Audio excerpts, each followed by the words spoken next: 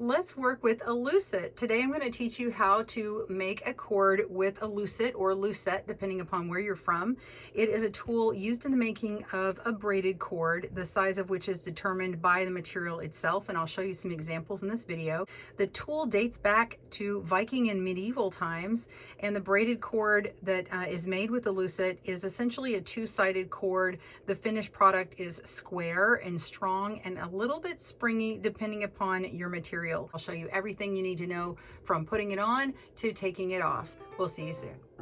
Welcome to GoodKnit Kisses. We're all about helping you stitch your love and love your stitches. Lucets can have a handle or not, and they may also contain a hole of some sort to which the braid can go through it or not. You don't have to use that as well.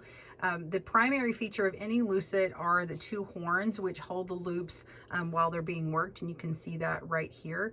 You could alternatively use a knitting loom and only work with two of the pegs instead. So you could work with something like this. Just pop this off like this if you're working with this particular loom. This is a flexi loom, or use any other loom with two prongs on it. Or some people will use an actual fork and then bend down two of the prongs, like just an old fork, and use the two outermost prongs to use it as a Lucet fork. And then a Lucet cord can be made any length.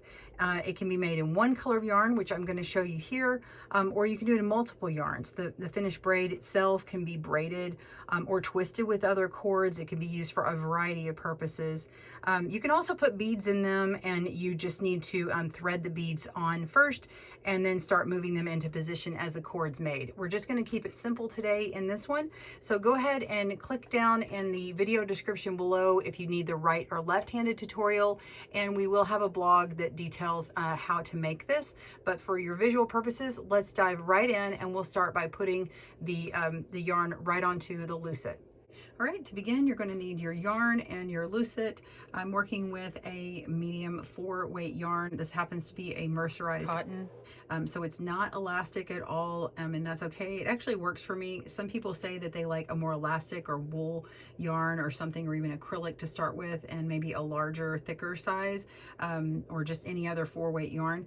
You can also do this on a variety of other yarns, and I'll show you examples at the end here. Let's begin. So we're going to take the end of our yarn and put it through this hole. Again, if yours doesn't have a hole, that's okay.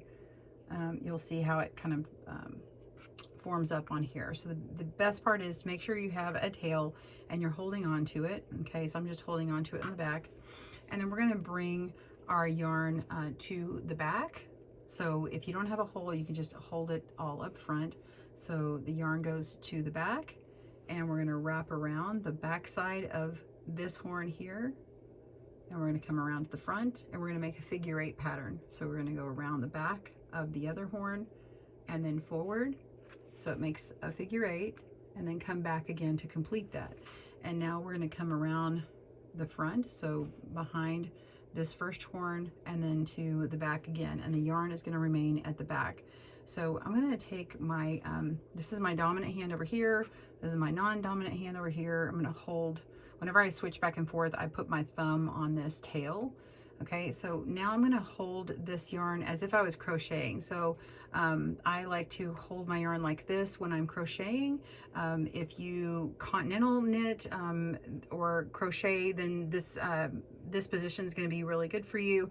If you like to work with your yarn in the other hand, check our other video. It might be more comfortable for you. It just depends on you. All right, so I like to hold the yarn here, and I'm going to be working with my dominant hand, and we're going to lift up this bottom loop and go over the top loop. So we're going to pick that up. Don't worry if these are moving. Make sure to hold on to your tail too. And we're going to lift up and over from this horn here. This is the horn away from your hand, okay? And now I'm just going to pull on this yarn here. I'll just show you really well like this. I'm just going to pull on it, and you can see it tighten up. Okay, you can also pull on this tail here, and you can see it tighten up. All right, so the yarn is always going to come from the back, and once we've got this worked in, we might make sure it's in the middle here. We're going to simply turn our Lucet, and we're always going to turn it in the same direction. All right, so we're going to pick it up and take this horn that we work with and we're going to flip it towards your palm. So it's going to come towards you and you're going to flip it to your palm. And you see how it wrapped this horn here? Okay, so you're always going to be working on this side, and we're going to pick up that loop and repeat that same process. So pick it up and over that first loop. All right, and then we're going to just tighten it up, pull like that. And then you can pull on the tail. You can kind of position it back in the middle like that. Okay, so we're just going to continue by flipping it over, same way we did before. So we're just simply rotating and it goes ahead and does sort of a yarn over for you. All right, so lift that bottom loop up and over the top loop, and then we're gonna hold our tail in place, and we're gonna pull on our working yarn like that. Okay, you can pull on the tail to get it back into position, and there we go. So you're just going to continue repeating this over and over again. So we're going to flip it and lift up and over, pull, flip it, lift up and over, and pull. If you pull kind of towards the middle like this, it will get it lined up in the middle. You just flip it, lift up and over, and when you lift up and over, notice this loop. I'll show you on the next one. That's the one that tightens every time. So we're going to tighten this up. All right, now I'm going to turn it over. You can see that this loop here is loose. It's the stitch, and once we pull this bottom loop, it's going to make that one go in. You can see it tighten up, and we go up and over again and tighten it and flip and lift up and over and continue the process. So you just continue stitching and flipping just like that. Okay, so you're going to do that until you get to your desired length, and at some point this cord will start fitting through this hole here. So if you are working with a yarn that's going to be too thick, then just when you're comfortable, you can go ahead and pull this out and let it just hang out of it, that tail, because your yarn, your cord would not fit through that hole, and that's okay. So let's talk about if you have to put down your work. So this is where I am right now. I'm going to go ahead and finish this stitch off and pull it tight, and I want to put down my work. So I'm gonna set it down for a second. I'm gonna get an elastic. You can use an elastic or a rubber band, and then I'm gonna open that up and put it on top of the horns, just like this. And so putting that on there prevents this from coming off and then getting confused of where you began. You might have to start the whole thing over again. So you're going to notice when you pick it back up, the yarn coming from one direction, you're not sure which way to go. You always want the yarn to come from the back. So the stitch is going to be formed that way, and then you just pick it up with your hand like this, get ready, and you can flip it, and then go ahead and take this off. So once you've got it tightened up and ready to go, just take off the elastic and continue on with your work. So you don't have to be afraid if you've got to go to the restroom or get interrupted and have to pick the project back up again another day. It's as easy as that. So continue working on yours, get to the right length, and I'll meet you back up to learn how to finish it. When you have reached your desired length, you're going to want to finish this off. Now I'm going to show you two different ways of finishing. You're going to need your scissors, and you are going to need a tapestry needle. Now one uses the tapestry needle a little bit more than the other, but this first one I'm going to show you, you would only need it if you want to weave in the tail into your cord at the end. Otherwise you don't really need it. All right, so let's begin. I'm going to show you this one first that just is really simple. We're going to stop by cutting a 6-inch tail, or longer, however long a tail that you want. All right, so just as before, you're going to work this loop bottom top over, and then just go ahead and pull this loop out. That's it, okay? And then you can go ahead and tighten up this way and use it on that little horn over here, and you see how that's last stitch is nice and tight. And then you want to work your open end into, or your working yarn into this loop here. So this is the inside of that loop, and I'm just gonna put my tail through that loop there and pull it and take it out of the Lucet, and you can see that nice finished end. So you can leave it like that, or you could try an overhand knot, just simply making a loop here, pulling through that end, and then make sure that you're leaving it way down at the bottom here. So I usually try and put my fingernail on it, keep it right on the edge here, and pull it down where it's meets the end, and then you can do it on the other side and finish that off.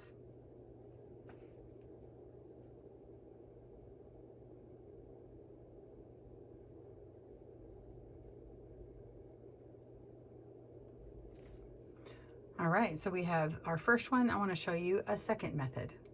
All right, the second method for finishing it off, I wanted to show you this example as well. You can see how this cord is more inconsistent, and that's because when I tightened it, I let it slide back and forth, and I was really inconsistent. So you want to give yourself a few practice sessions before you make your final length of cord, and just make them over and over again to get the pattern and rhythm on how to do this. So for this last step, all we're going to do is we're going to pull off these two loops, and I'm going to pull them up like this, like a bow. All right, and then I'm going to have my tapestry needle, and I want to put it through both of these loops here. All right, and then I'm going to pull on this working yarn. So it makes this first loop tight, and then pull on it again. It makes this loop tight, and then you can go ahead and cut your yarn. All right, and then you want to thread. So you can see that this was the last loop. So I have my yarn. Oh no, I have my yarn. That's okay. I'll show you what happens in case that happens. So we're just going to put it back through. So the yarn is in the last loop. It's coming from that last loop. So we're going to pull it through. All right, and then we want to thread our needle, so the eye of the needle is on the opposite end of the working yarn. And then we're just going to pull it on through both loops and pull tight. There you go. And you can come back through this last loop again, or the first one you went through, and pull through again to really secure that, and you are done. So then you can just make another knot if you like, attach it to your project, clip that off, or if it's thick enough yarn, you can weave this tail into your cord. Well, I hope you enjoyed that tutorial. As promised, I'm going to show you some of these other yarn weight choices, and I'll also give you a list of items that you can make if you're like, not sure, what do I use this for, Kristen? All right, so first I have this cotton here. It's mercerized, it's hard to cut. Actually, both of these that I'm showing here are mercerized cotton. They're just two different weights. So if you want to make it a little bit smaller, this Red Heart crochet thread, this is a size 3, and then we have a number 4 cotton, which is that first one. So it's made with the same Lucet, and one is obviously thinner than the other. So if you want to do that, you can have it thinner. You can even go even smaller.